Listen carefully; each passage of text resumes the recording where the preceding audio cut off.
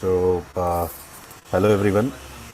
Today we have Nabil Zubair, who is our student from the third year batch of Sound Engineering Pune campus, and so he's working on many projects outside. So he's here to share his knowledge with us, and I welcome you, Nabil, to this Hi, sir. knowledge Hi, sir. sharing session. Thank you for giving me this opportunity. To like talk with students. I've always been on the other side of all these sessions. I've never been on this side. It's nice. It's frightening. It's scary, and at the same time, it's like really exciting to be able to do this.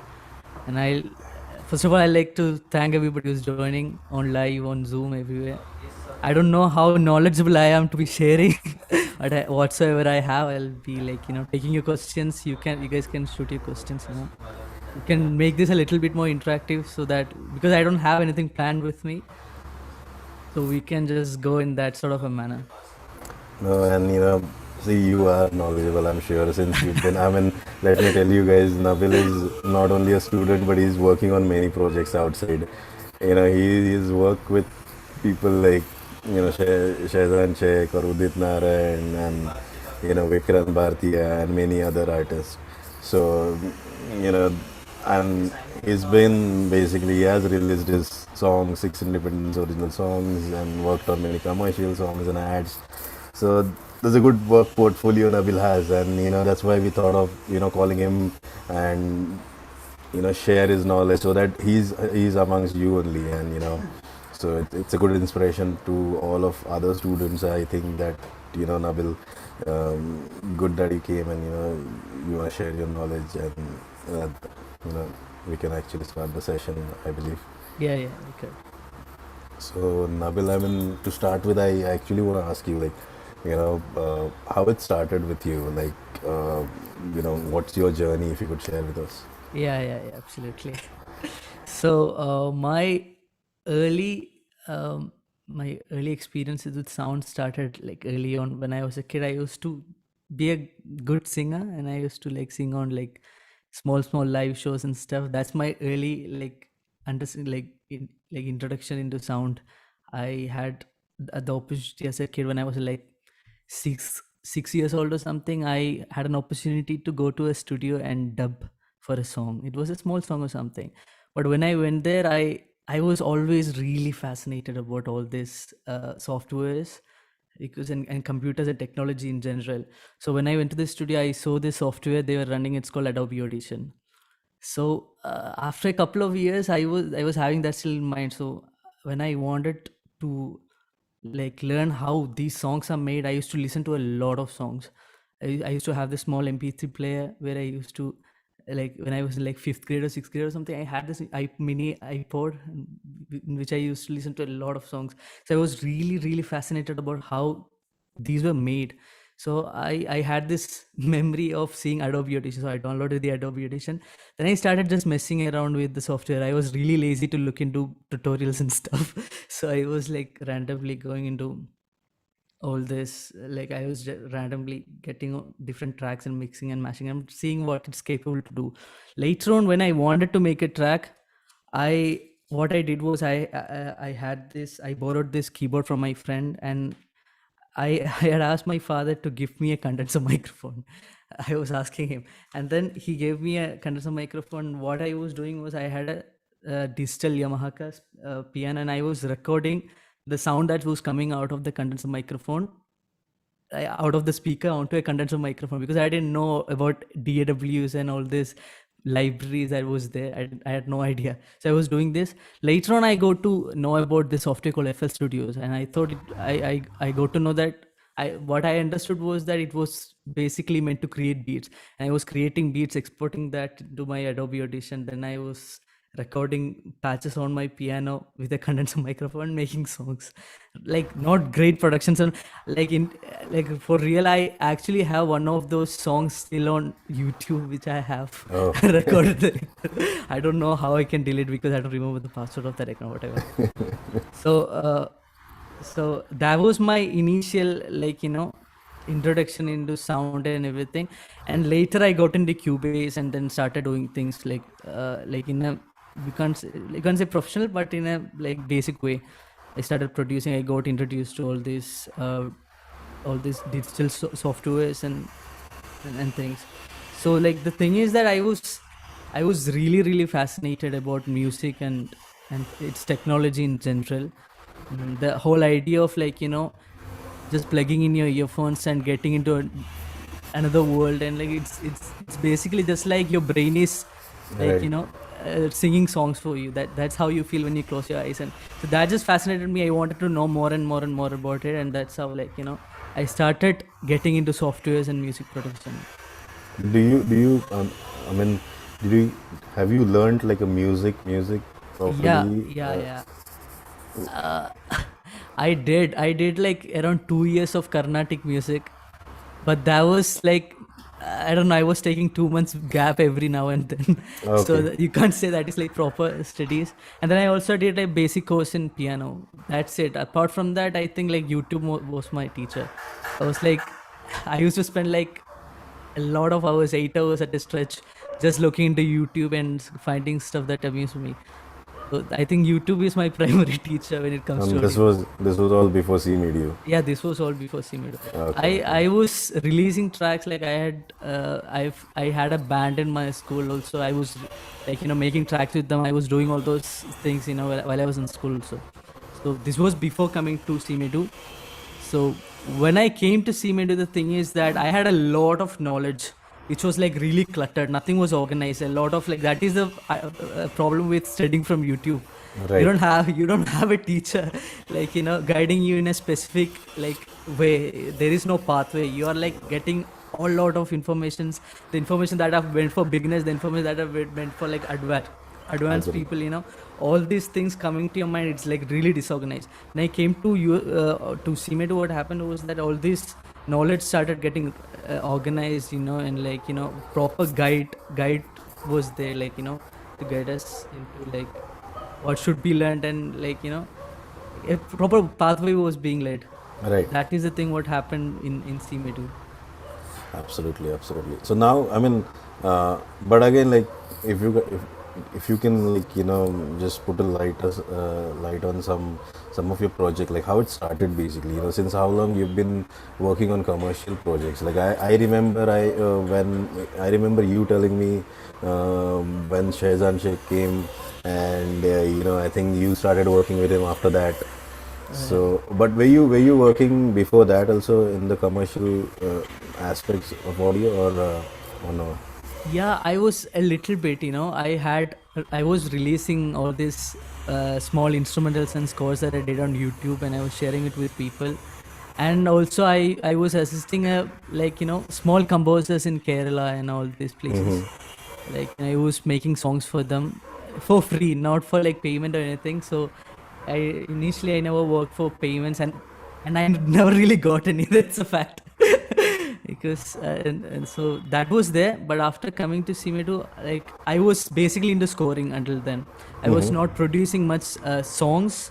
I was scoring short films for friends and stuff like that. I used to listen to a lot of scoring. I used to watch movies very faithfully, very religiously. Right. And because of that, my ear for score was really good. Okay. And I knew it that I could score like better than, like, when I used to watch short, I was thinking, okay, I could do better than this. Although at that point of time, my score was, now when I see, it was not good enough. Like, it was not that Absolutely. good. But still, I used to have that sort of thought in my head. So I was like very confident. And then when I came to CMT also, I was getting fascinated by all the workshops that was happening. I used to attend all the workshops. And then when Shazan came, to see me do, that's when I checked out all his work, and I got to know that he is into scoring, and like all the scores that he was making us listen to at in this session, that was really nice. And I thought, okay, maybe I vibe with this guy. And at that point of time, I was like sending all my scores to a lot of composers, not like ace composers who might reply to Right. our DMs. So like that, I had sent it to Shazan as well. And then Shazan did not notice it then, but later on when he had a project or something, noticed my scores and he said, bro, this is cool, so when you're in Mumbai, come to my studio, we'll just jam or something. So I said, okay, I'm Nice. not in Mumbai, but I will obviously come. So later on, when he had a movie project, he called me. This was probably the first year of CMU. Right, right. I And then remember. he called me and then he said, we have a project, do you want to join? And I was like, absolutely. Obviously.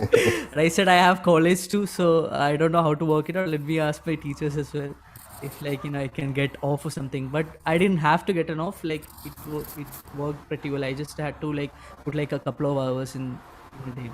So Right, absolutely. that was there. And along with that, uh, he also asked me to work with him on ads and other projects as well, Right. because the film was getting delayed. And then we finished the movie as well. That was the experience with him. Nice, So, nice. and after that, the whole experience that I had with him, the thing about Shazan is that it's not just that he guides, he's a mentor in scoring, or he's not just a mentor in production space in musicality, but he's also a really good guide in industry. Like, he can Right. tell you how to talk to people, how to deal with all these people. Like most of the people I have assisted, they don't actually like take you inside the circle of composers or directors or whatever. But with Shazan, the thing was that he asked me to attend all the meetings he was going to. There was this Disney thing that we was doing. He asked me to come on board and go to their head office in Mumbai and and see how we talk with them and things like that. So he really took me into the space, and short guided me to how to talk to people, showed me what are the worst scenarios that you could probably get into, what are the Right. best scenarios they can. So the thing with like that is really really important to know, Right. like, how to deal with people. I think as a musician in India, if you need to succeed, that is like very important, how to like deal with people. And like, what should be your expectation from different people. You can't set the bar too high sometimes, you can't set the bar too low sometimes. So Absolutely. so whenever after that, when I started dealing with commercial projects independently also, I go to, like, understand how people might react to my work, and how do I react to their reactions. Sometimes, you'll send them like 3 4 different versions of the same track or like some commercial or something, and they would say no. And you need to be patient. Even at that point of time, you might be like in really tight pressure, but still you should be able to react in a patient way and not like have a panic attack or mental breakdown. So that is something that I got from him. Like, that was like early on in my career also. That is that what I would like probably say, like, he had a really good influence in my career. Very Yeah. nice, nice, nice. So, I mean, yeah, obviously, I mean, no matter how much creative you are, but you Mm. have to look from the business side of the Yeah, audio, and the that's people skill. that's the You thing. have to have a people skill Mm. so that you can manage and Yeah, speak with people. yeah, yeah, So yeah, I mean, nice. I mean, I I know that there's a lot to yeah, yeah. Also, explore like, now I also. I also wanted to, like, uh, we really have to understand how to talk to people, how to approach people. That is really important. I think, most of us are struggling with that, coming Absolutely. out of a college, doesn't always get you a job just like that, because we're not getting into a corporate world. The scene Absolutely. is completely different. And because of that, we need to know how to approach people, how to get work. And, like, the thing one thing I've understood that is very different in the audio industry and in media industry generally is that you have to you have to know how to speak to people. You don't have to always call people sir. And, like, you can randomly go and talk to people on DMs or LinkedIn or whatever. You can, like, talk to them as people. Like, you can share your music. You don't have to on the face ask for work. You can share Right. your work. You just need to make that sort of a vibe between you and whomever that you want to work with, collaborate with them. Then later on, get to, it's a step by step project. It's a step by step process. You can't get paid works in the beginning itself. You have to do a lot of free works, and you need to know when you're being used and when you're using others. So Absolutely. that is also really important. Like, you shouldn't be working for free for all the time. You need to know when you're working for free and what are you achieving by working for free. It could either be, just future commitments that you might get, future work that you might get, or like you could be doing it just for the experience and learning process in it. Right. So this is the thing. Nice. There's one question by Siddhant. Okay.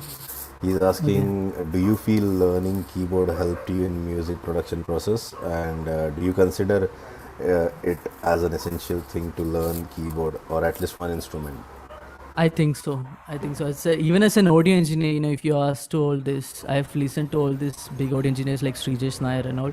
Even he says that an audio engineer also always has to have a really good ear for music.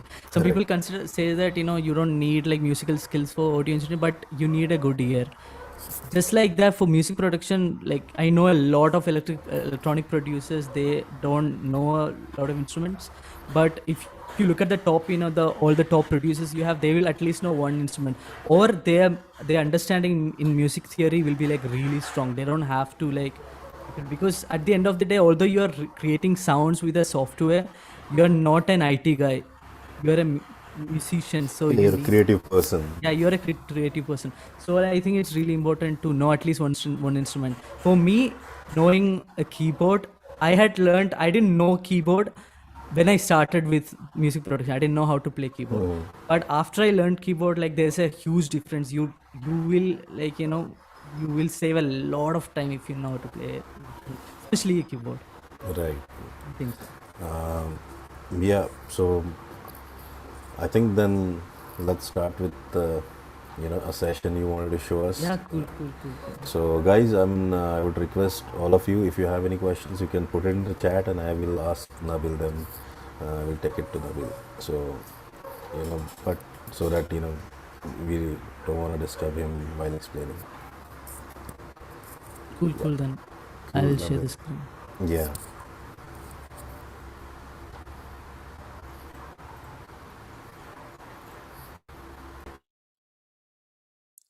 Cool.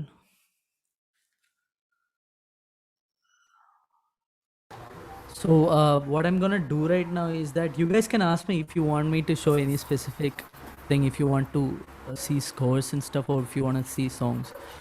Like for now, I have a project that I wanted to show.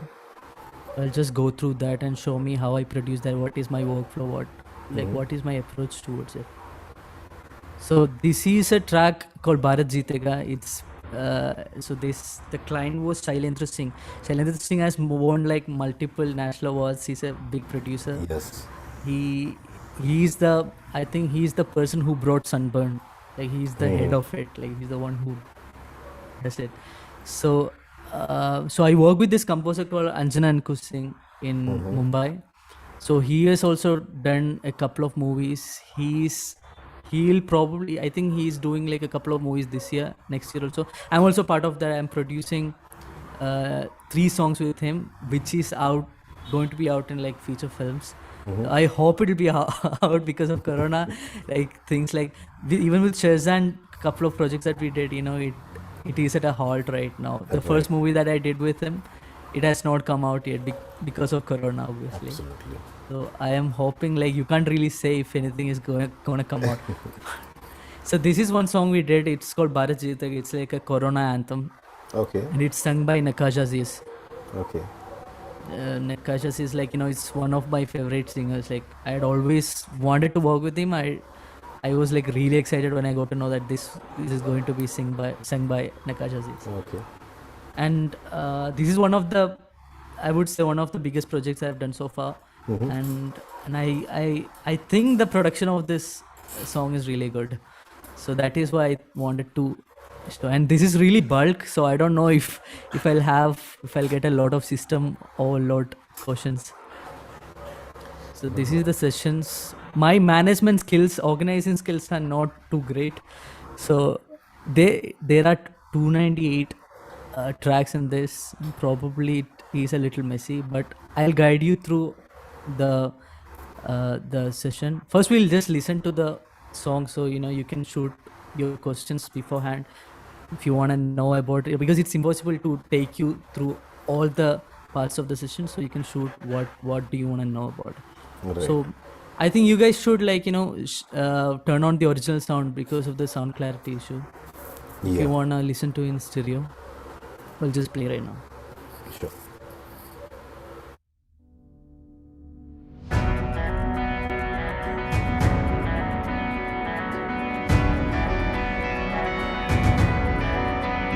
Bharat जीतेगा करो ना हारेगा भारत जीतेगा करो ना हारेगा रुकना मना है झुकना मना है साथ जिएंगे साथ जीतेंगे रुकना मना है झुकना मना है साथ जिएंगे साथ जीतेंगे हम सांस नहीं रुकने देंगे हम भूखे नहीं मरने देंगे हम आपको अकेला पढ़ने नहीं देंगे ये भारत देश हमारा इसे हम रुकने या झुकने नहीं देंगे नहीं देंगे साथ चलेंगे साथ लड़ेंगे साथ जीतेंगे हर हाल में भारत का नाम रोशन करेंगे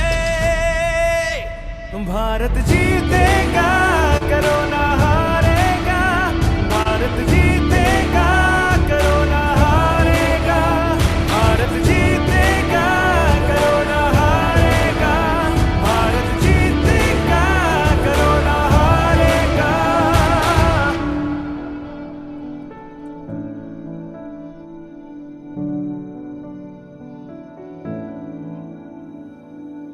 कोरोना ने हमें तोड़ा है कोरोना ने हम सबको जोड़ा है ये लड़ाई हम जीतेंगे भारत का नाम हम रोशन करेंगे साथ लड़ेंगे साथ चलेंगे साथ एक दूसरे का हाथ थाम कर कोरोना को हराएंगे भारत जीतेगा कोरोना हारेगा भारत जीतेगा कोरोना हारेगा भारत जीतेगा कोरोना हारेगा भारत जीतेगा कोरोना हारेगा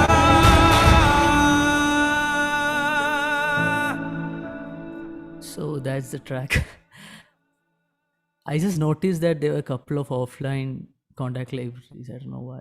I think I have to remap a few of these libraries. Just let me just say.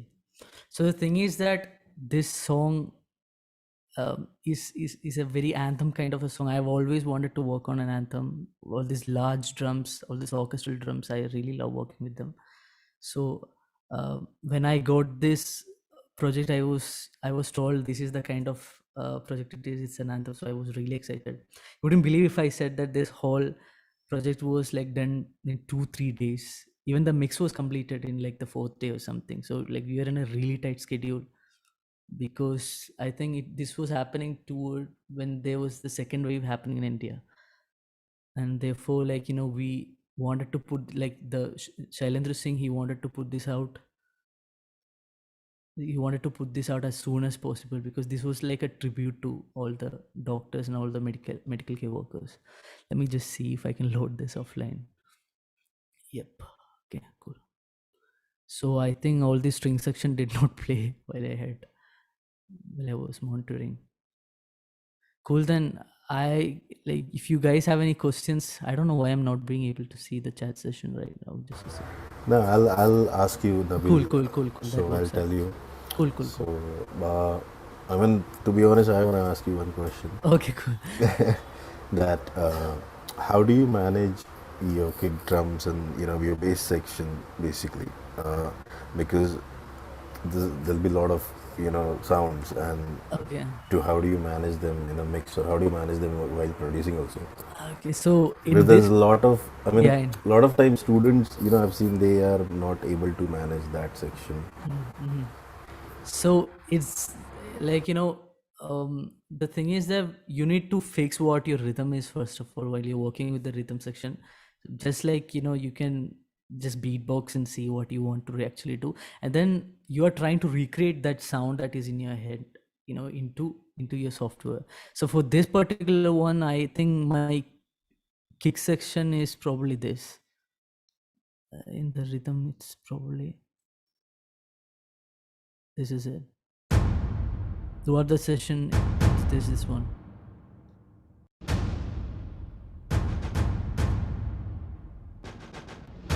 So I had these sounds in my head, so I took a, an orchestral drum. This is it. So in this particular sample there was no lower end, so I wanted to have a lower end, so I just added. And the thing is that you don't. I think I have EQ'd this. Yeah, a little bit. I didn't want too much of boom happening in this area, in this particular sample.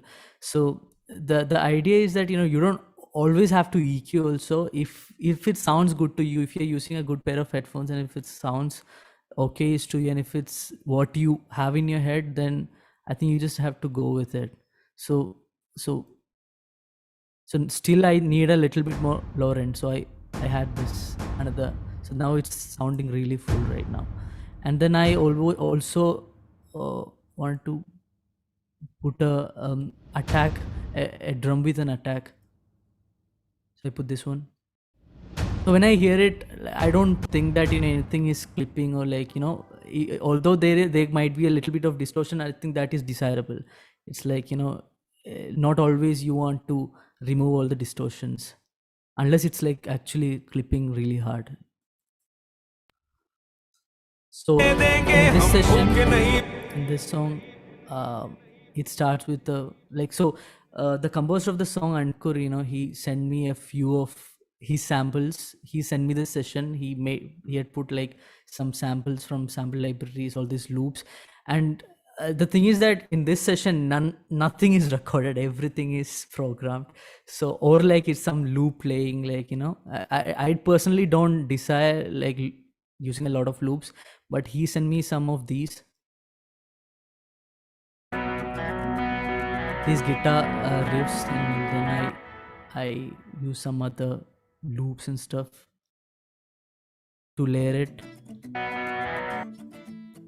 So that is basically the intro of the song, just the guitars and some piano, emotional pianos.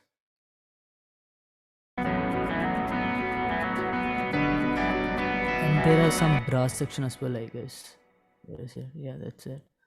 That is basically the and some.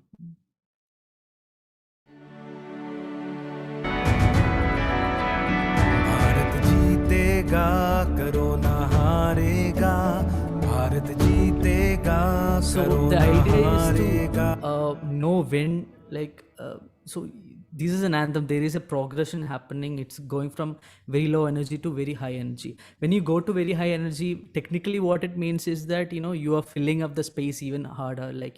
So if you go to the hook of the song, it's like completely fill. सांस नहीं रुकने So yeah, साथ चलेंगे साथ जीतेगा filling up the entire frequency spectrum completely. In here, if you see, it's not. There's a lot of space happening. To provide even more space, I have put some pads and stuff. This is my synth section.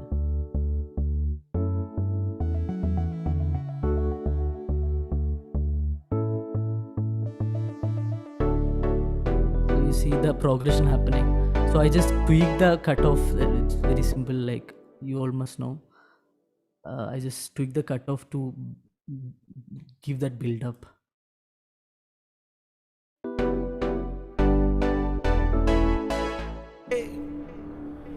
हम सांस नहीं रुकने So देंगे this हम भूखे portion नहीं in the song मरने is really important. The crows, it's acting as a transition from the low energy song it is in the beginning to this high energy, super loud sound it's having towards the hook. So in here, I wanted to have that sort of a choir thing happening. So what I did is I recorded a lot of harmonies of my own vocals. I think it's over here. Yeah. That's all me. Okay. But it's all layered and Yeah. So when it comes with the main vocals, it sounds really bad. पढ़ने नहीं देंगे ये भारत देश हमारा इसे हम रुकने या झुकने नहीं देंगे नहीं देंगे That's some really heavy synths, and along with that, I also have these drums playing. Some guitar strums, little guitar strums. I think I chopped it out of some orchestral kit or something, and some sweeps.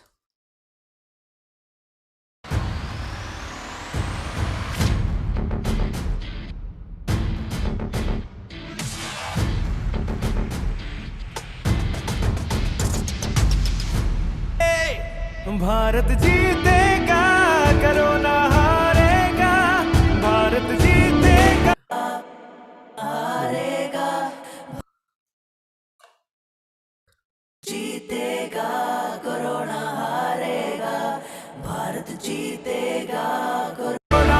It's like it's not really audible in the mix, but the idea of having all these elements is that like you just gotta feel it. That's it. Like all these elements, it's not really audible, but it's there. Bharat जीतेगा corona Even the string section, हारेगा it's there, but like it's not really audible. So you can divide this whole song into two sections. First thing is the first layer of the whole sound is the anthemic section, and the second thing is the emotional section. Although this is an anthem, there, like we wanted that emotion to live, because it has to do, because it was such a time, where there was corona spreading, and the emotional part of this production should also be doing that sort of an that sort of a thing with the listener. So that is why all these strings are doing. It's very emotional. right. Oh, just a second. Oh shit. What's happening? System overload.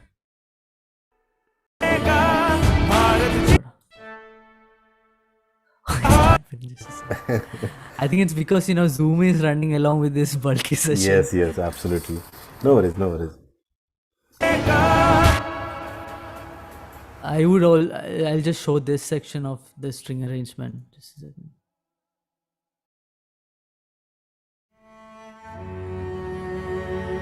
See how emotional it is.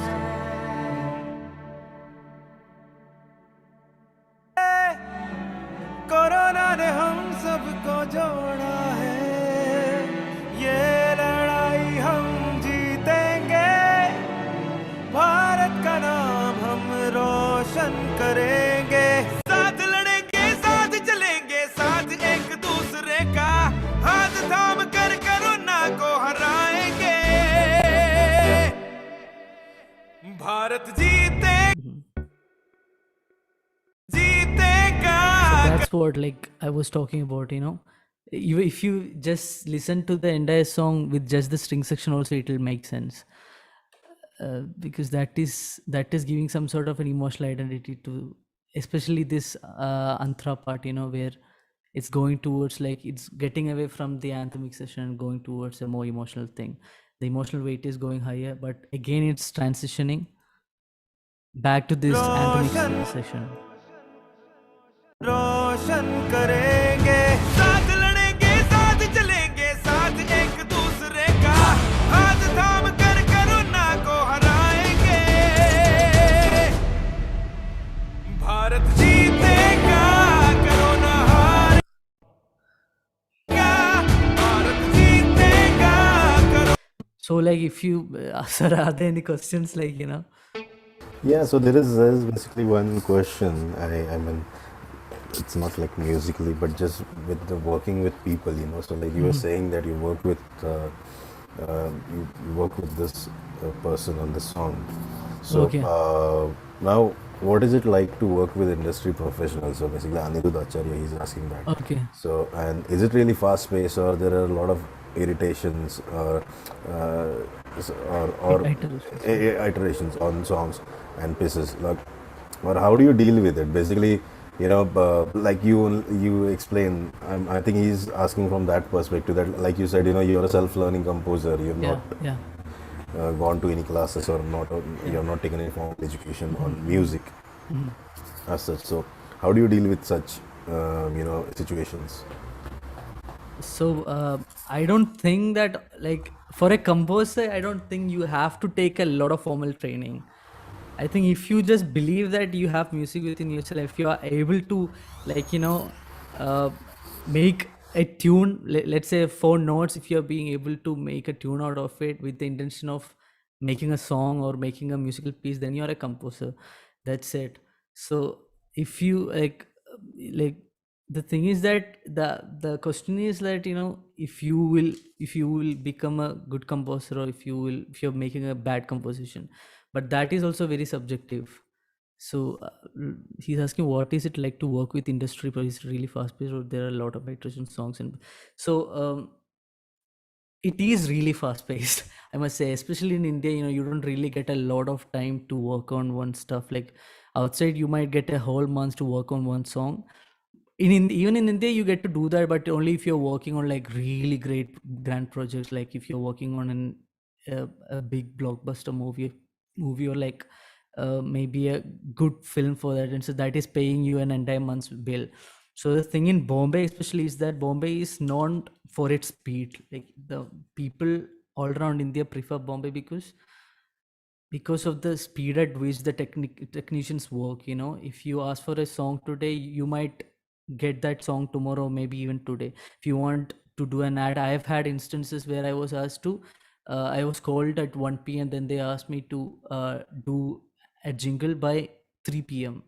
Well, they'll also pay you a lot of money for that, but within 3 p.m. So you are in this immense pressure, but you still have to deliver. And I don't think that I'm forced to do it. Like after working for a certain period of time, you will get like a little cocky.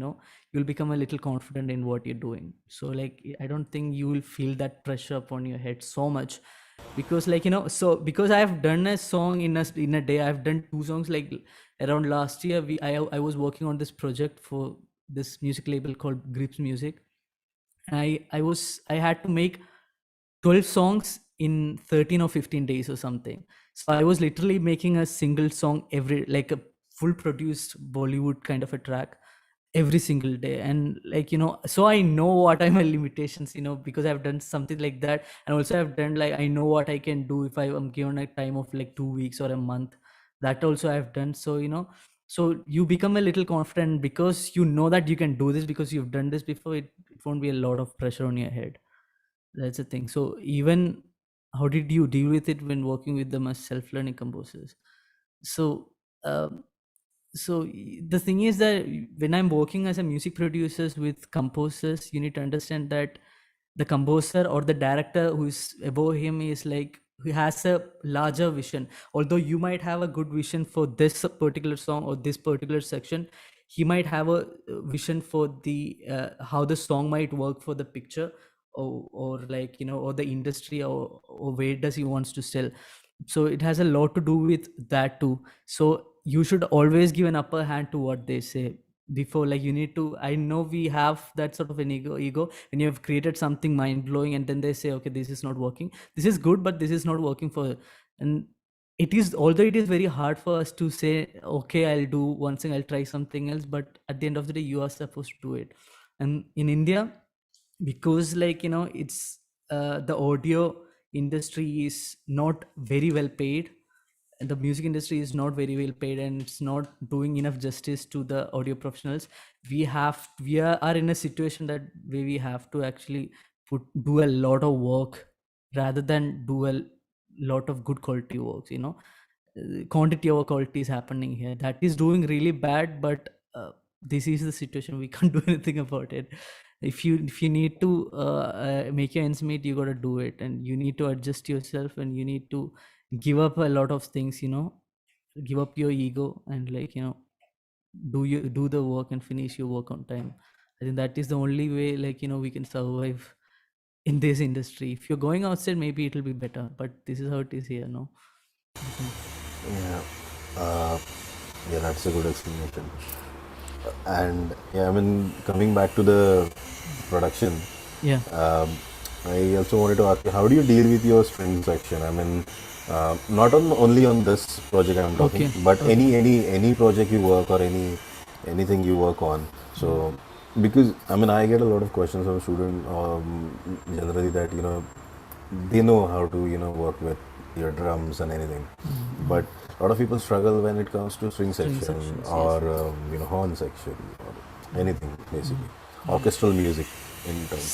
So I think my, like, what helped me the most in production is not watching tutorial. Like, there are not many tutorials that like explains how to do string sections, and it's very different. Even though there are string sections for orchestral compositions, it's very different with the kind of arrangement that is being done in Indian movies. In Indian movies, it's a little bit different. They, like, in Hollywood, they try to avoid all these portamentos, but in India we need those portamentos, and you need to make that as an advantage, and, like, try to work along with them. So my learning in string arrangement comes from, like, from listening only. I listen to a lot of scores, I listen to a lot of orchestral stuff, I listen to a lot of these old Beethoven's compositions, all these classic composers. I listen to them a lot. So from listening to them, I know, like, how I have this intrusion about, like, what should come where, and, like, what sort of velocity should I give it to each layer. So it's a inner intuition, I guess, but I also use some sort of technicalities which I can show you. So for this section, for example, I'll show you.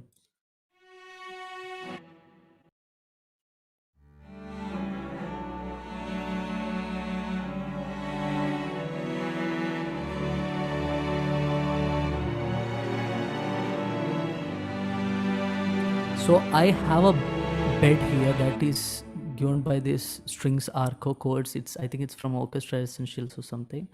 It's a patch. It sounds beautiful when I play chords on it. So I played all these chords. I decided on what sort of chord should I use here. It's a D first, F sharp,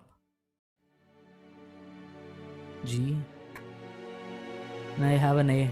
So what I make sure is that, I don't want these melodies that I'm playing on each of these string elements to go out of these chords. I don't want it to sound odd. So what I do is, normally I play the first or the primary instrument, whatever it is. In this song particularly, I think it's the cello. So I have made a melody over here. It sounds like this.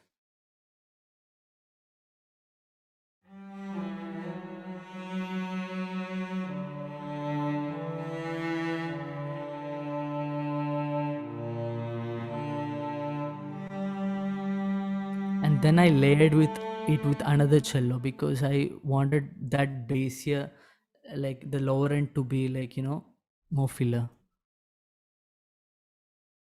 It's the same melody, but I think it's the third. It's a harmony of the same. So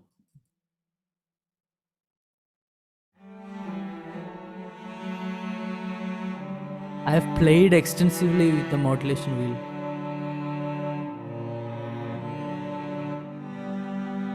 It's the same thing, and it's a harmony of that. And then, just like that, I have a violin section playing. These both are solo cellos, so it's just a single cello. I like, mostly when I produce, I towards the lower ends I use like, smaller instruments, and towards the higher end I use, like, high instrument. Like, for example, in here the violins are 16 players, and the cello and both the cellos are solos.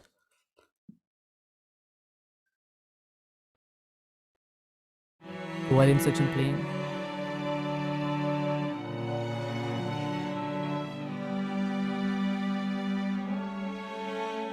And I have made a harmony of that violin session with the viola. You listen to it. No, it's not. Then I have a bass section playing here, a double bass.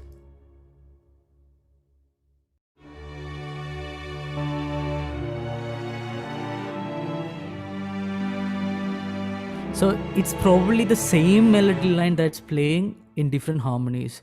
What I do is sometimes I manually tweak these notes in order to fit into the harmony, or what I do is I'll just play them on the keyboard and see if it's fitting into the chord. So if you see here, like I'll after I finish drawing all the melody lines, playing them, what I do is I select all of them, get into this view and see if it's actually following the chords. If they are not, I'll see what I can do to make it more fitable into the chord, because I want the harmony to make sense, because it's not just the string section here, but I also have a lot of other instruments. And if I have one wrong note playing, if there is one note that's playing that's out of a certain chord, and it wouldn't make sense, it will take the feel out of the song. So this is one thing I do. I make sure that it's in the same chord.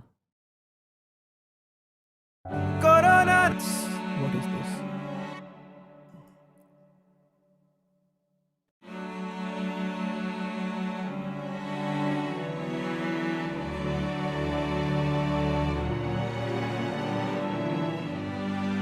But also you need to know that you don't always have to stick to the chords. Also sometimes you can go a little bit out of it. You just need to make sense out of it. That's it.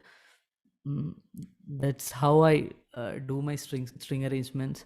And the idea of orchestra, if you like take any lessons on orchestral compositions of orchestral arrangements, the idea from like since the classical musicians until this day is to fill up the frequency spectrum. The simple idea of all the production has always been the same. It's to know what frequencies is to be filled at what time. So like it just have to make sense when it comes in as a whole. Sometimes you don't want the bass elements to come in until probably the cross section. Sometimes you don't want it to come in until the hook. Sometimes you don't want it at all. Maybe you just want it to come out towards the end of the song. It's all your approach, but it just has to make sense at the end of the day. The production and the arrangement of whatever you're doing, it just has to feel good. Whatever for this particular song, this is an anthemic song. So I wanted a lot of pump happening in this song. It should give some sort of a goosebumps to whomever it's listening. So that is the whole idea. That is the feel of the song. So the feel of the song is what leads you. It should never be the technicalities. You should never try to bound yourself into the technical spectrum of if I just tell you, okay, this is how you do the strings arrangement, and if you do the exact same sort of arrangements, it's the exact same sort of technical idea that I just described in all the songs, it wouldn't sound good in all the songs. This sounds good, this sort of an arrangement sounds good in this one, it will probably not sound good in a full-fledged score. So in a full-fledged score you will need much more harmonies, much more layers. So that is what it is. The feel of the song should be your guide. If you think that something is working with the feel of the song, do it. Don't even care if it's technically correct or if it is what you've learned before. So that is what I think in especially when it comes to music production and audio in general, you can't ever know everything. Like you can't ever know everything from your teachers, you can't ever know everything from YouTube and everything. You can't ever expect everything to be learned from your guide. Most of it, 80% of it, even if you like have got a formal education or not, most of the things you have to understand by yourself. You have to experiment and understand by yourself. So I think that is like formally where my knowledge comes from. Even like before when you asked what is my formal, like I don't have a formal education in composition, but I have tried a lot of things, I have understood a lot of things. I think most of the composers are working that way only. Most of the even the top composers, they, even though their technicalities are not too great, their understanding of music theory, not music theory, of staff notations, or like of that sort of technical aspects of scoring, although it's not too tight for them, they they are really good with how music feels and how they want the music to have an impact on the audience, whoever it's listening. So that is the idea in this also. Technically speaking, you just need to fill the spectrum. That is what I have tried to achieve over here in the string section. It starts with the high end and a little bit of the low end, and later on I'm adding a double bass to give that sort of uplifting feel. So if you listen once again, you'll understand it, this section. Sorry.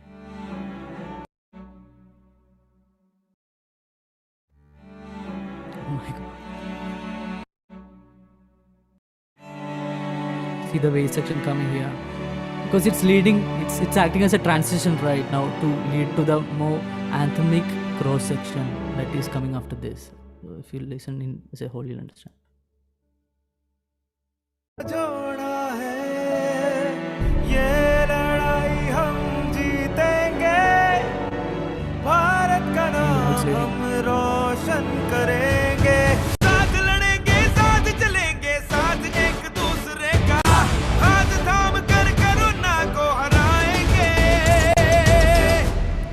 Goes like that. Bharat Is there anything else like you would like to know, like in this session? The synth section also, it's just like that. I like, you know, just like Sir asked, you know, how do I handle the lower end? It's a lot of layering, and whatever makes sense, I try to balance it. That is my primary tool. It's not EQing. First I try to balance it, and if I want, if like, let's say if I'm using a synth bass and I have a top end that I want to be more evident, that's when I EQ it. Otherwise, like, I try to use lesser tools as possible. Only if it's like actually need, I use. So this is the synth section.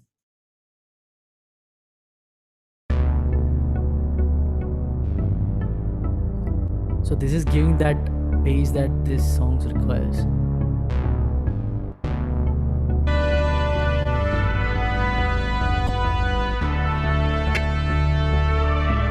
That is the brass section. Like, there is no anthem without a brass section. So that's what did I do? हारेगा भारत जीतेगा corona हारेगा Bharat That's it. That's all about the song. We could talk a little bit about the like scoring as well, you know. Yeah, absolutely. So one idea that I've never heard anybody speak of about scoring is that, you know, when you practice, like when you want to do scoring, the best thing that you could do is listen to movies. Listening to movies, like, I've never heard anybody say it. What I do is that, you know, when I watch a movie and I like the score, I like how the composer have done the score, I try to switch off the display and I just listen to the entire thing, what he has done, you know, even the dialogues and everything. When it comes to scoring, I think audio as a whole is really important.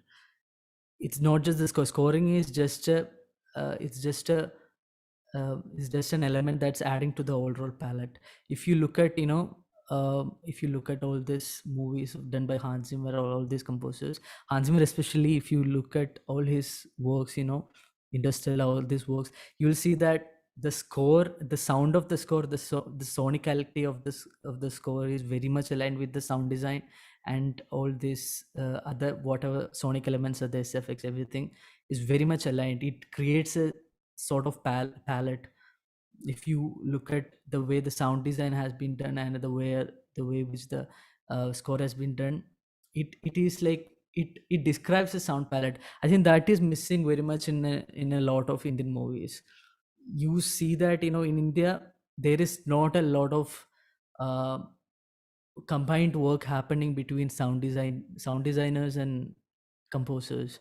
I think that is really important. As a sound designer, I think a sound designer should be the head of the audio department.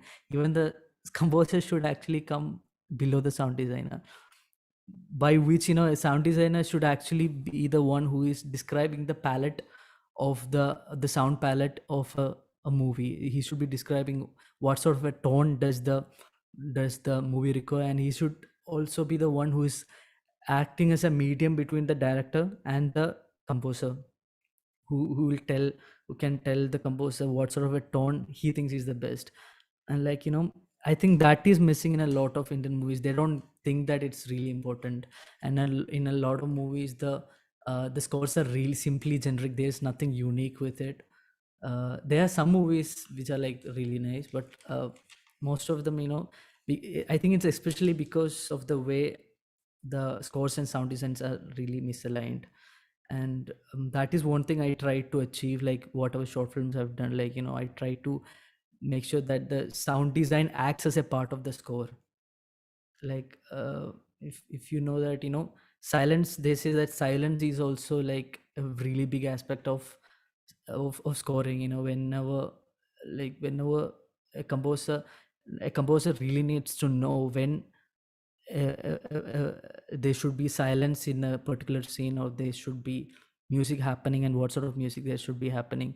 And like, what I've understood is that sound design also should be like an integral part of a composer's job. Like, the sound design and the composition, the score has to go like really well together. Otherwise, I think that creates a really bad impact after the movie is done. It's not really the visuals that the audience remembers. It's the score, it's the sound palette of the movie. If you, for example, if you watch Interstellar, you'll understand that, how creatively Hans Zimmer has, like, made the sound palette of the movie. If you watch any movies, there is a unique palette that you have never before seen. So whenever you listen to anything that sounds like Interstellar, you only think about Interstellar. That is because of the uniqueness of the palette. He has used a chapel and an organ as a primary instrument throughout the movie. Like, nobody has done that before, and the tone of that is like not present in a lot of movies. It's not been used. Even the sound design of Interstellar, it's very much aligned. So the thing is that even after you watch the movie, that sound of the movie will always be memorable. I think in 21st century, it is really important for the sound, like for the sound to be as good as the composition. It's pointless if you have a great composition and the sound of your music is really bad. There are a lot of music out there which is really a good composition, but it sounds bad, and because of that nobody listens to it. And there are a lot of songs which the composition is really bad, like it's really terrible, but because of the sound of the song, it's becoming really popular.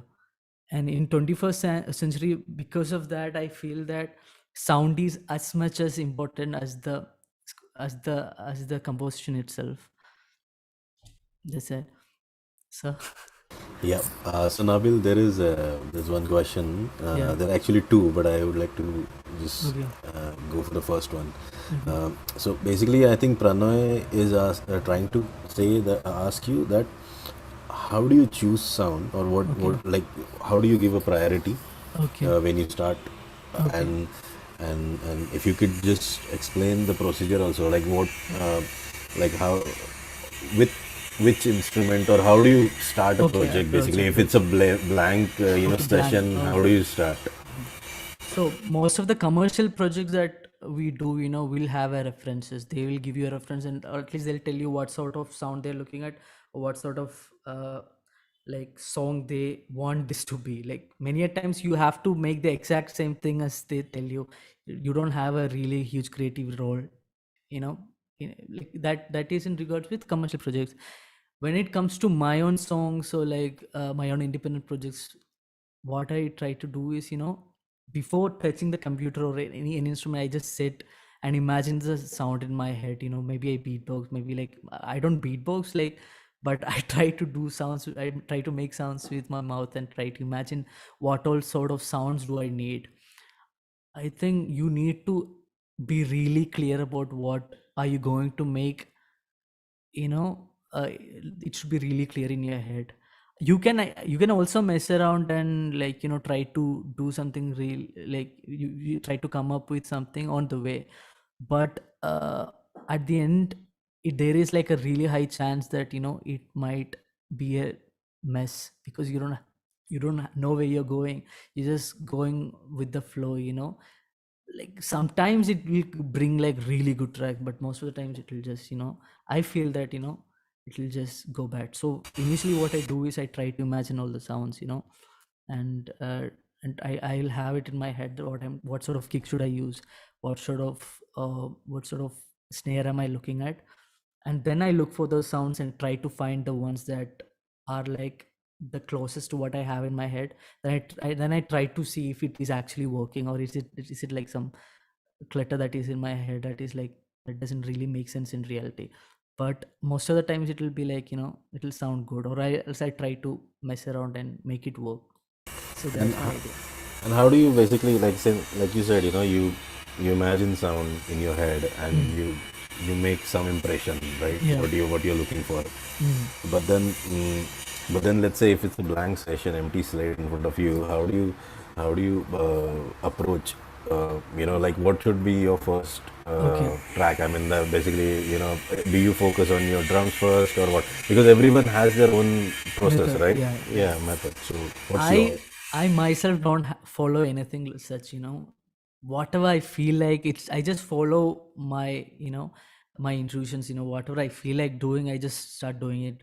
If I want to work on the kick, I'll just start with the kick. Maybe I'll just start with the snare, or maybe I'll start with the pad, or maybe whatever like I feel like doing. Most of the times what I try to do is that if it is a song that I'm working on, I try to make sure that the chords are sounding really nice. The chords, like, I try to mess around and see if I add a seventh, if I add a 13th, if I add an at 9, if it is sounding better, if it's a sus2 chord, it's sounding good, or if I have to stay like to a basic chord itself, if it is making a sense, like, it's all about how it feels. So I try to get my chords right, the composition I listen to the composition on a loop. If the composer is somebody else, and I try to imagine different sounds in my head, and then once I have a palette in my head, I try to like execute that. But I don't really follow any such processes. I think that really doesn't make sense. That will make it too repetitive. Whatever you do, you'll be doing the same exact thing again and again. So I try not to bound myself into that sort of limits. I try to limit myself in certain other ways, but I try not to limit my creativity. I try to let it fly, and go with whatever feels good or feels right at the moment. All right. So, and I mean, there's one more question. That's Mm. Now Kumar. He's asking that, in the end, basically, once you have deadlines, Mm. that's one thing is not gonna go. I Yeah. think from anybody's life as a sound engineer, Yeah. tight deadlines. So, how do you handle them? Or how do you basically see? For me, it's like abandoning the work because your work is never gonna finish. You're never gonna be satisfied with your mix or production or whatever. That So, is true. so what's your process? I mean, he wants to know that. How do you get to know that when it's done or not? Like, how do you decide that? Okay. So the thing is, I also don't know when it's done. Obviously, I think when you're working with a client, that is the benefit. They'll tell you when it's done. Like, they'll tell you, like, when it's sounding good to them, they'll tell you. Until then, they'll be like, they'll push you. If it's somebody like that you're working with, Right. especially when I'm working with a composer, if I'm working with Ankuran, he pushes. He knows what he wants, so he tells me, okay, this is what you should do. This is what you should do, and then, like, he tries to get me to that level. After that, when he's satisfied, he tells me, okay, this is good, like, you don't. So the thing is that, because we are working in uh, such bulk, I do like at least like 10 tracks or something a month when I'm working with clients and stuff. So I know I have to finish it at this and move on to the next project. I can't, Right. like, tracks are never perfect. You can't ever perfect, like, make anything perfect. You just need to like keep a bar, and when you meet that bar, after that, whatever, if you have time, try to work it out. Lot of time when you are satisfied and work more on the track, you will probably mess it up even more, and, like, make it sound shittier.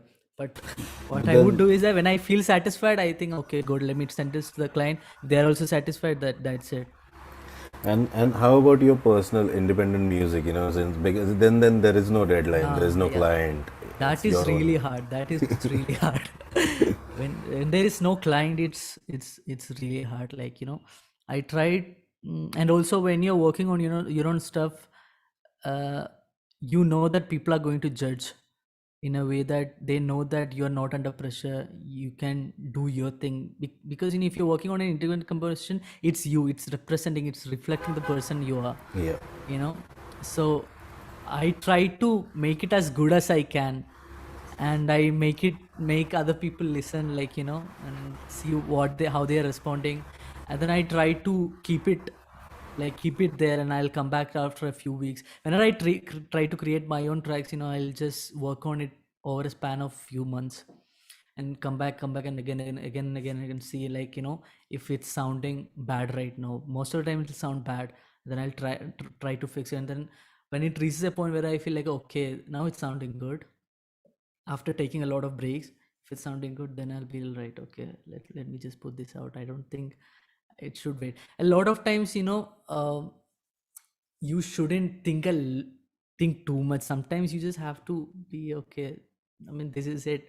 This is how as good as it's going to be. Maybe it's going to get messier from now on. So let me just do it.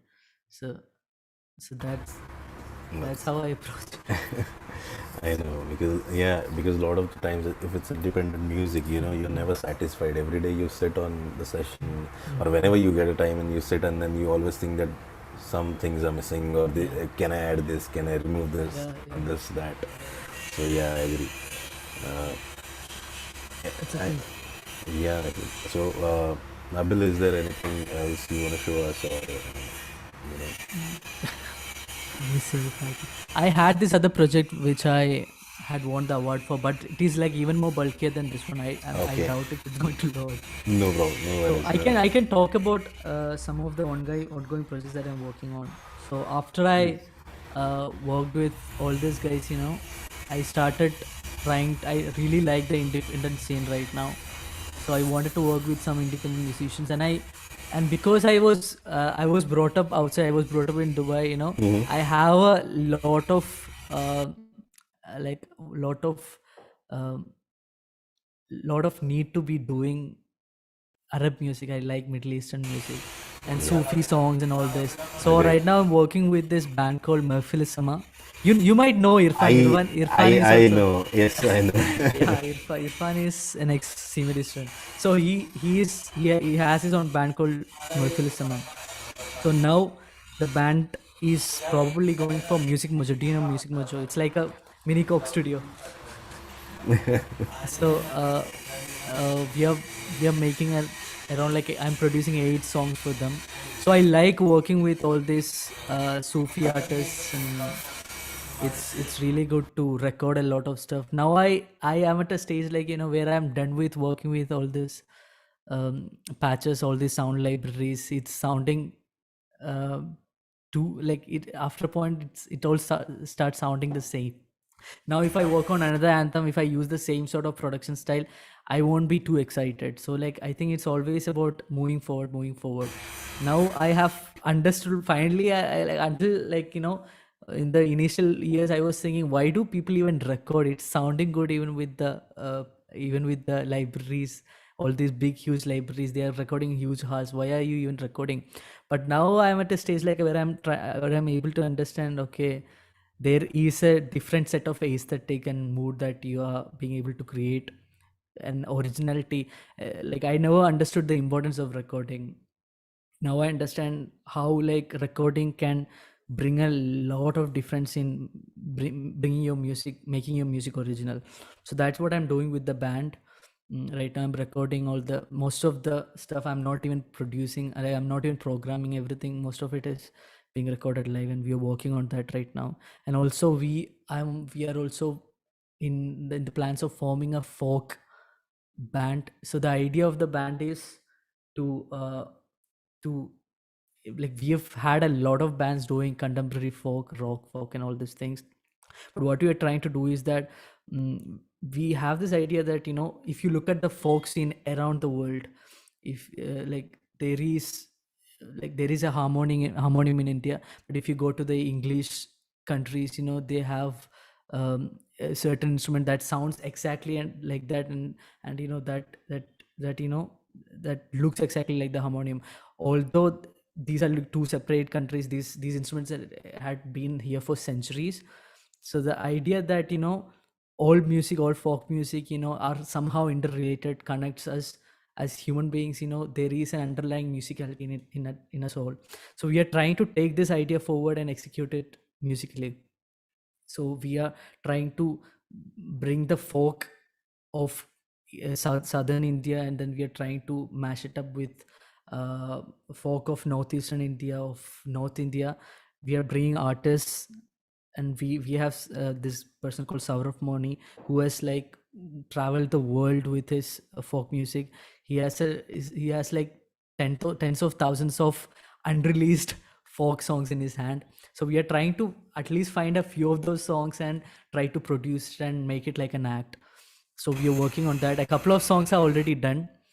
We are, like, it's like 50% done, and it's sounding really good. And it's really promising, and we're working on that as well. Awesome. Yeah. So there is this one question by Siddhant. So he's saying that can you share something about mixing? I mean, Okay. any tips basically to get it better? I think with my understanding of mixing is that, you know, mixing is like being a pilot.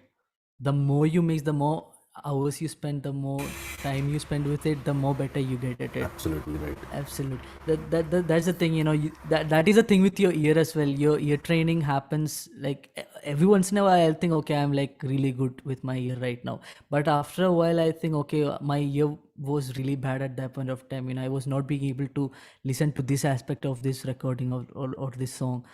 But that is a thing with ear training. That's when you know that you're growing with your ear. You know, so for being a mixing engineer, that is really important. Like, you know, you need to have a really good ear.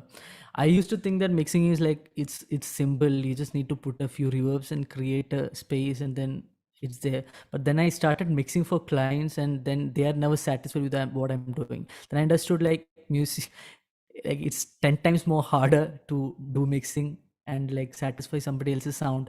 Because with music, at least you can when you're talking to your clients or anybody else, you can tell them, okay, this is the instruments you have to change. You can like tell them what sort of sound you want. But with mixing, you are trying to define what sort of flavors of each sound that you want the audience to hear and what not to hear. And it's very hard to express it verbally. And because of that, you know, I find it really hard to talk to. And like, it's everybody has a sound in their own head, no matter if they are a musician, if they are not, they have a sound in their head. And expressing that verbally is very hard. And when they are not being able to do also, like, you know, it's really becomes hard for you to do justice to what they want.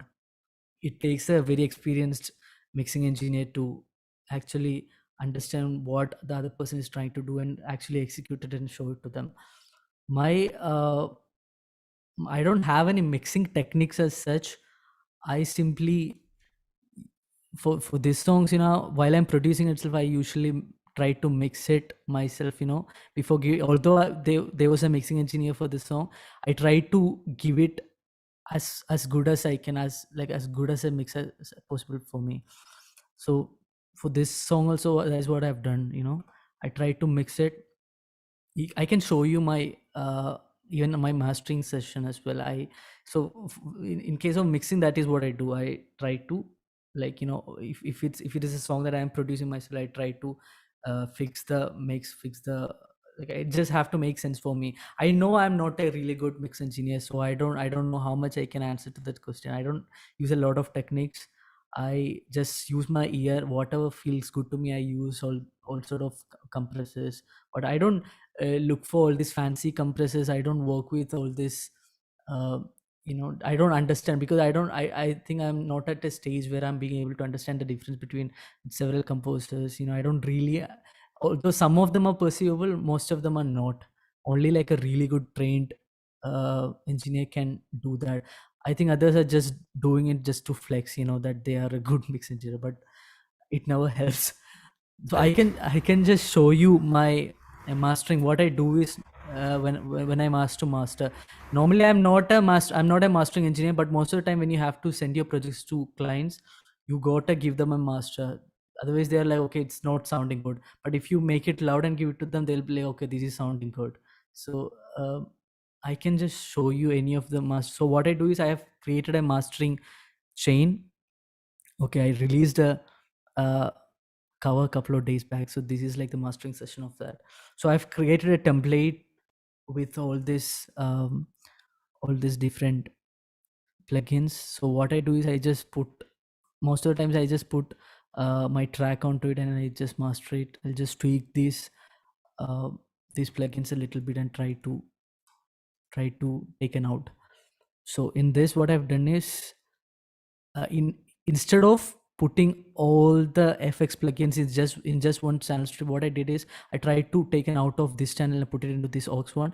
Then I'll put like maybe one or two plugins in there. I'll take out and put next one, then next one, then next one. It goes like that. So everything has its own like breathing space. Although if the CPU usage is getting higher, the output I think is it's a little bit better. I don't know what are the technical explanations to this process, but I've tried doing it and it sounds better than putting all the plugins in one. I think it gives a little bit more breathing space for each plugin.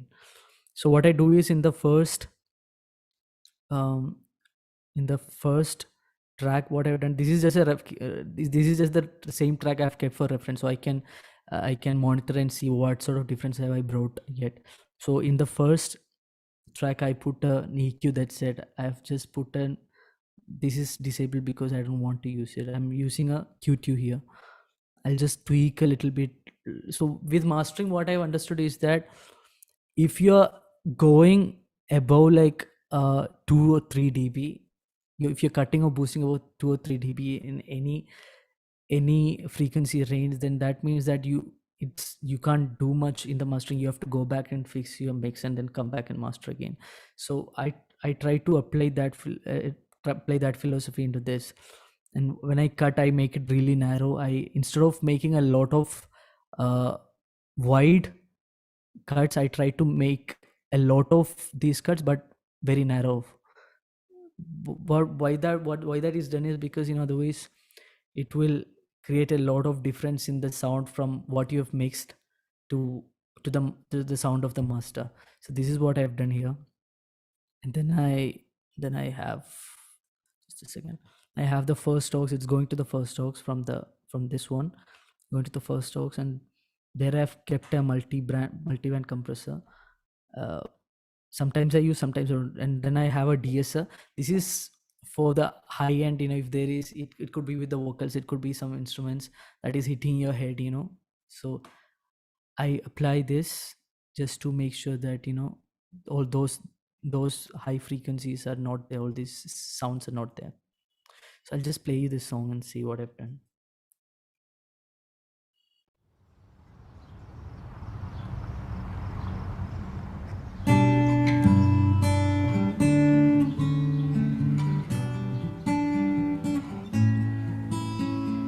धूप पानी पे बरस जाए ये साए बनाए मिठाए मैं कहूँ और तू आ जाए बहलाए हर दूरी शर्माए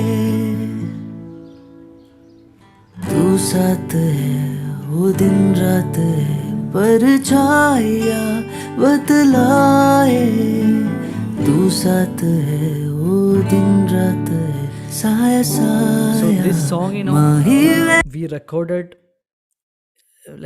we recorded in a living room, and we wanted that to be the sound of the song. Like, we have produced with a clear picture that it should sound like I'm singing in a living room, and we are playing the guitar in a living room. So because of that, it's not been mixed like too much. Like, I didn't want to get rid of all the natural elements out of it. So that is a track. So in the mastering as well, I did not try to over process it. After the DSR, I have Saturate. I thought that I don't want a saturated for this track. Have I used one? No, I have not used a saturator. And then I have the 2500 API compressor. I love this compressor, you know. Comparing to the Logic stock plugin, I think this has a better sound. Although I earlier said that, you know, I can't perceive the difference, but this one I absolutely can. 'Cause I've been using this for a very long time, and like, you know, this one I have actually liked. माही वे मेरे सारे What I try to do हालात that in तू mastering, I do not put like, you know, a really low attack. I try to put a threshold that can act up to like -2 or -3, and then I put a really high ratio and then very less release. That is what my general, like in all my songs that like probably this is one thing that is like general. Mahi Before mastering, this is how it sounds like.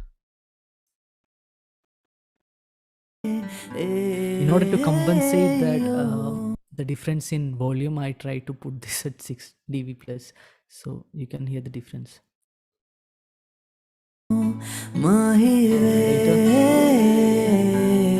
you can really understand that it's gotten like really compressed, and all the sounds that were like really low in this are really audible in this one.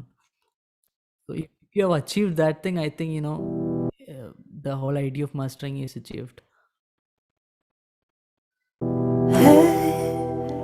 सताए मनाए सताए तू रुलाए हंसाए भी तू ही हम साए हर But the mix is sounding good दूरी with this mastering chain. And after that, I have put a multi-band compressor. This is a Pro Filter multi-band compressor. I try to do as much as little tweaks as possible because I don't want it to be like compressing too much. And I think no. So sometimes what I do is, you know, the lower end I try to make it more mono, and the higher end more stereo. So you could use this thing, band 3, band 2, to like tweak your mid and side. If it's your higher end, you want to make it upper, and lower end you have to make it low. But for this songs, I didn't think it was required. It's just an aesthetic, you know, decision. And towards the end, I have one more EQ, just in case, after all the tweaking I have done, you know, just in case if there are like some more improvements that I have to do, like in case of the sound, I do this, and then I put I don't want anything below 30, so I put this here, and then I put a limiter at the end. In this, it's 8 dB plus. हर दूरी शर्माए तू साथ है वो दिन रात है पर छाया बदलाए तू साथ What I try to do है that वो below दिन 1 or 2 dBs, like, you know, for this song, I don't want it to be like, I don't want it to make a grid here. I wanted some of the dynamics to actually retain. So, and I also don't want, because this is a cover, I'm also looking at what sort of audience we are getting. Most of the audience that will be listening to this on YouTube via their phone speakers. So we don't want it to be too dynamic. They won't hear anything, like, you know. Also, we don't want it to make it like make it like a grid. Like, I don't want the aesthetic approach of it to die. Right. So that is the idea. Nice. Yeah. Guys, any questions you have?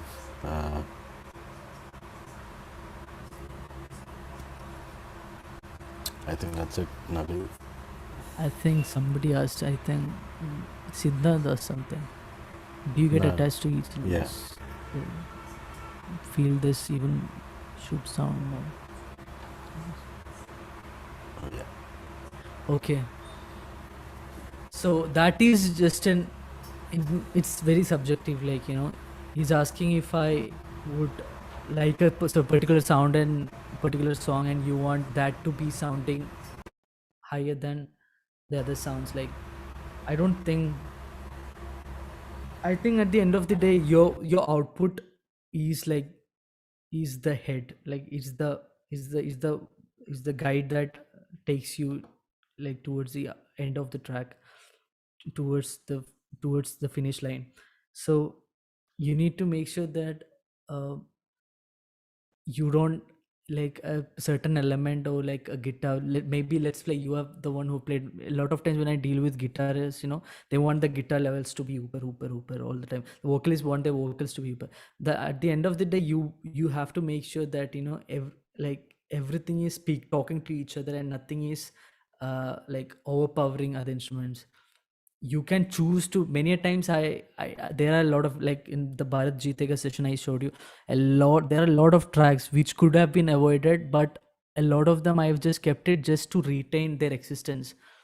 Although they might not be audible, the frequency are underlying, because our like ears can only do so much. If there is like two different elements in the same frequency, we only get to hear one of them or both of them together. So that is the idea when it comes to mixing also. So when there are two elements in the same frequency spectrum, if you want to make, like, it's your aesthetic choice. But many a times what I do is I just want it to be there, like you can feel it. You don't have to really hear every element. When it works together, it creates some sort of magic. That is the idea of production also, I think. When you're layering a lot of things, it is your ability to understand how different elements, when it comes together, how can it make something that is more beautiful. That is the whole idea. Like, you can just have guitars, but when you have like another layer of guitar, or like even recording, if you're having another layer of another type of recording, or if you're doing AB also, that is the whole idea of all of this thing, how to mix and match two different things or the same thing, and try to make a better output, get a better output. That's it. So I think it's an aesthetic choice at the end of the day. Yeah, true. That's it. Yeah, that's it. I think, Nabeel, it was a nice session, honestly. I'm sure student got a lot of knowledge, and Yeah, I hope that was like knowledgeable. Like, I know, like, one more question. Okay, yeah, senior. Somebody's calling me senior and sir. Okay. Like, I am really glad that I got invited. I don't know what made Mandasa choose me to do this, but still, like, it was like really nice to be on this side. I've always been on the other side and wondered, what goes in their head. How do they do this? Today, like, I understood the difficulties yeah, of staring at a blank screen and talking to a non-existing, like, now virtual you know audience. how we take lectures. I know it's not that nice and and fun all the time. Like, I understand Yeah. why I have to turn on my webcam while I'm Yeah. attending classes. Right. No, but I mean, the session was nice, and I mean, the Yeah. reason I chose you because the work you're doing, honestly, it's commendable, and Thank I you, really sir. like the work you're doing, Thank you, sir. and that's why I thought that maybe you can come and share your knowledge, because it's when it's like you're amongst them as a student, and if somebody is doing a good work, definitely we think we should encourage them, and at the same time you are also encouraging them Yes, to sir. work more. They see up to you, Yes, sir. I think, like, CMED and yourself, like all the teachers, I think that have added a lot of, like, before coming to the college, I was thinking, like, if it's even required, everything is there on YouTube. You can literally learn it. yeah, But the change, like the perspective shift that I've had about the industry, and towards audio and production and whatever, like, it just decluttered my mind, and, like, like, gave me a lot more clarity about what I want to do and what can be done. right. Like, thank you, sir. Thank you for doing it. Thank you to all of you, like all the teachers. I know, from- like everybody has the same to say. I hope so. Yeah, absolutely. But yeah, you're welcome, Nabeel. And thanks, Nabeel, once again. And I think we've come to an end of this session. Yeah. So thanks a lot for coming. And I think we'll have more sessions in the future. I Yeah, hope. yeah, obviously, absolutely. Yeah. I hope we do. It was nice. It was nice. Thank you, sir.